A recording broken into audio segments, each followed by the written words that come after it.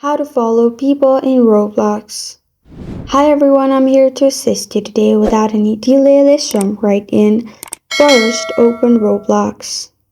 After you open Roblox, simply click on search button located at top right corner of your screen, which is beside Roblox.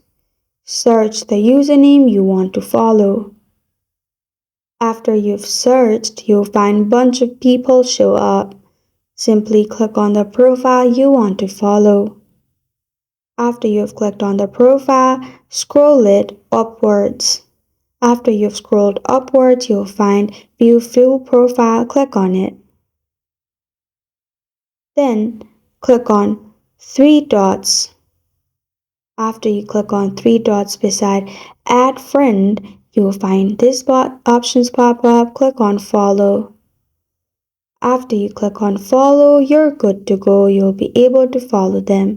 This is how to follow people in Roblox. Thank you for joining me today. If this video helps you out, please leave a like and subscribe for more. Got a question or want to suggest a topic, comment below. Thank you for watching.